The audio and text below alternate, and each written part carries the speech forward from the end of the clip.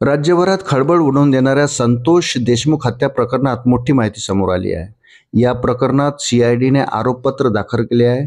या दरम्यान आता सीआयडीच्या हाती देशमुख यांच्या हत्येचे काही फोटो लागले आहेत, जे व्हिडिओतून काढण्यात आले आहेत आणि स्क्रीनशॉट जोडण्यात आले आहेत. हे फोटो अत्यंत क्रूर दिसत आहे, जे पाहिल्यावर काळजाचा थरकाप उडल्याशिवाय राहणार नाही. देशमुख यांची हत्या झाली त्यावेळी हा व्हिडिओ लाईव्ह शेअर करण्यात आला होता. आरोपीच्या एका मोकारपंथी नावाच्या ग्रुपमध्ये हे व्हिडिओ शेअर करण्यात आले होते.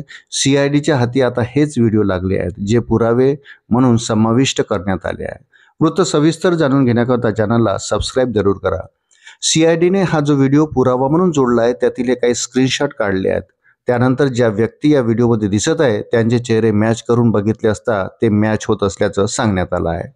या फोटोमध्ये देशमुख यांना अमानुषपणे मारहाण केली जात आहे. त्यांच्या छातीवर पाय ठेवून फोटो काढले जात आहे. त्यामुळे सीआयडीने जोडलेले परिशिष्टातील काही फोटो किंवा व्हिडिओ अगदी त्यांच्या जवळ जाऊन काढण्यात आले आहेत. धक्कादायक बाब म्हणजे या मारेकऱ्यांच्या चेहऱ्यावर कुठल्याही प्रकारचा कणवभाव नव्हता. त्यांना मारत असताना एक जण तर हसत सेल्फी काढत होता, तर एक जण त्याचा शर्ट काढत असतानाचा देखील फोटो आहे. त्यांच्या चेहऱ्यावर अत्यंत राक्षसी असं हसू दिसत आहे. त्यानंतर त्यांचे सर्व कपडे काढण्यात आल्याचे या व्हिडिओमध्ये दिसत आहे. ते अत्यंत रक्तबंबाळ अवस्थेत आहेत. त्यांना मारहाण झालेली आहे. तरीही त्यांच्या खांद्याला पकडून त्याच्यासोबत एक सेल्फी काढताना हे मारेकरी दिसत आहे.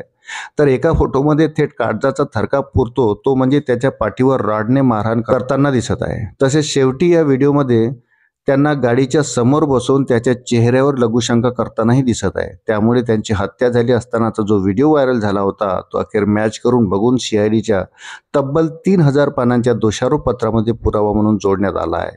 त्यामुळे या प्रकरणाची धार आणखी तीव्र झाली आहे.